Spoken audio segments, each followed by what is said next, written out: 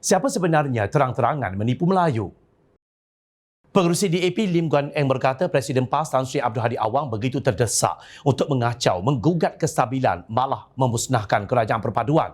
Pimpinan Perdana Menteri Datuk Seri Anwar Ibrahim sehingga terang-terangan menyasarkan bukan Islam dan bukan Melayu.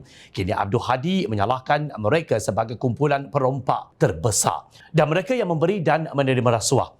Ini adalah karut apabila rasuah tidak mengenal warna kulit dan masalah negara yang dihadapi oleh semua masyarakat etnik. Abdul Hadi mendedahkan PAS sanggup mengejar kuasa dalam apa cara sekalipun dengan mengeksploitasi taktik ekstremis dan perkauman untuk menyasarkan bukan Islam dan bukan Melayu sebagai ancaman kepada orang Melayu dengan pembohongan dan tuduhan tidak berasas untuk menyokong gesaannya supaya orang Melayu bersatu untuk menghalang orang Melayu daripada ditipu secara terbuka. Ini bukan kali pertama Abdul Hadi tidak berhenti-henti memilih bukan Islam dan bukan Melayu untuk semua masalah yang dihadapi oleh orang Melayu. Katanya dalam satu kenyataan, Guan Eng berkata perbuatan Abdul Hadi itu keterlaluan, tidak bertanggungjawab dan pembohongan yang berulang-ulang. Bagaimana orang Islam hilang kuasa sedangkan semua jawatan penting dalam negara dipegang oleh orang Melayu atau orang Islam? Soalnya, beliau menjelaskan dalam kabinet yang diterajui Anwar, dianggota 28 orang, hanya ada 9 orang menteri yang bukan Islam. Malah kata Guan Eng, dalam kalangan 148 ahli Parlimen Kerajaan Perpaduan, 77 ahli Parlimen Kerajaan adalah beragama Islam, iaitu lebih ramai daripada 72 ahli Parlimen Islam dalam Perikatan Nasional.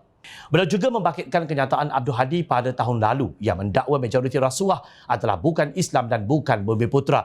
Bagi Abdul Hadi mengulangi pembohongannya bahawa orang bukan Islam harus dipersalahkan kerana menjadi punca rasuah di Malaysia dan kini memburukkannya lagi dengan mendakwa bahawa orang bukan Islam dan bukan Melayu adalah perompak terbesar, menunjukkan bahawa dia dan PAS adalah seorang yang jelas sekali serta mendatangkan bahaya kepada wawasan Malaysia yang dimiliki semua.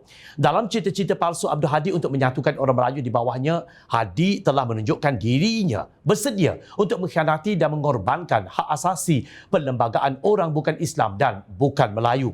Sasaran bersiri Abdul Hadi Awang terhadap bukan Islam dan bukan Melayu adalah provokasi berbahaya untuk mengganggu, menggugat dan memusnahkan Kerajaan Perpaduan yang tidak boleh diabaikan begitu sahaja tanpa sebarang tindak balas, bidas Guan Eng. Ahli Parlimen Bagan itu menyelar perbuatan Abdul Hadi itu yang merampas hak asasi bukan Islam dan bukan Melayu seperti yang termaktub dalam Perlembagaan Persekutuan dan mesti diambil tindakan untuk menghalangnya. Kegagalan untuk menentang percubaan berbahaya untuk mensabotaj, melemahkan dan menggantikan Kerajaan Perpaduan yang telah memenangi undi percaya di Parlimen adalah sama dengan tidak menghormati Raja dan Parlimen. Atas sebab ini, rakyat Malaysia terus membuat laporan polis terhadap Hadi untuk menghentikan politik pecah belah, ekstremis dan perkauman yang akan mengancam perpaduan dan integrasi nasional, tegasnya. Abdul Hadi Awang dalam tulisan bersirinya menuduh DAP menentang syariat Islam yang menjadi hak penganut Islam dalam Perlembagaan Persekutuan. Seterusnya mendedahkan strategi politik mereka yang mahu menguasai negara dengan memancing Melayu menjadi alat sementara waktu sebagai Perdana Menteri, Menteri-Menteri Kabinet, Menteri Besar dan Ahli Majlis Kerajaan Negeri, Datuk Bandar dan lain-lain bagi memancing kuasa. Katanya dalam rencananya yang bertajuk Peranan Kau Menegakkan Islam, kenyataan Abdul Hadi itu seolah-olah DAP yang berkuasa melantik mereka yang kini memegang jawatan penting dalam negara. Beliau jelas memperlekeh peranan yang Di-Pertuan Agong Al-Sultan Abdullah Raituddin Al-Mustafa Billah Shah yang mencadangkan Kerajaan Perpaduan dan seterusnya melantik Perdana Menteri dan menteri-menteri yang ada pada hari ini. Pengerusi Pakatan Harapan Perak Datuk Seri Dr. Mujahid Yusof menolak proklamasi Melayu yang ditaja Tun Dr. Mahathir Mohamad itu. Beliau bimbang proklamasi Melayu akan mengheret Melayu ke arah kancah politik berorientasikan kebencian, permusuhan, agenda peribadi dan dendam kesumat yang tidak berkesudahan. Sudahlah, marilah kita orang Melayu semua bertaut atas kepentingan memerangi rasuah, menstabilkan kerajaan dan sudahlah orang Melayu dimangsakan oleh orang Melayu lain yang mudah lupa, tegas beliau. Namun Abdul Hadi terus mempertahankan pendirian menerusi tulisannya yang bertajuk Rasulullah Teladan Perpaduan Umat yang diterbitkan oleh Harakah Daily 8 Mei lalu. Kaum Melayu dipermain-mainkan dan ditipu secara terang-terangan dalam kejahilan serta kelalaian mereka, kata Abdul Hadi. Beliau juga mengulangi dakwaan bahawa bukan Melayu adalah penyakau dan perasuah. Media membawa suara syaitan, manakala orang Melayu pula mundur. Pada masa yang sama, mereka itu bersekongkol dengan kalangan yang nyata bukan Islam dan bukan Melayu yang paling besar, dan banyak penyakaunya. Paling ramai yang kaya raya menjadi penyumbang dan penerima rasuah. Bahkan turut bersamanya kalangan yang ekstrim politiknya terhadap Islam dan juga Melayu. Kalangan media yang membawa suara syaitan. Umat Islam Melayu yang mundur wajib bersatu dengan kembali semula kepada Islam. Semua bangsa yang menganut Islam paling layak memimpin dunia. Demikian kata Hadi.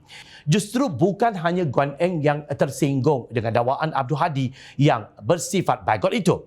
Seluruh rakyat Malaysia yang cintakan perdamaian wajar menolak 100% seruan bodoh Abdul Hadi yang penuh dengan nada hasutan itu. Percayalah apa yang ditulis oleh Abdul Hadi walaupun dihias dengan ayat-ayat Al-Quran bukan ajaran Islam yang sebenar. Beliau hanya sekadar menunggang agama. Jika kita benar-benar menteladani Rasulullah SAW, kita akan sentiasa menjauhi prasangka buruk terhadap orang lain, apatah lagi orang bukan Islam.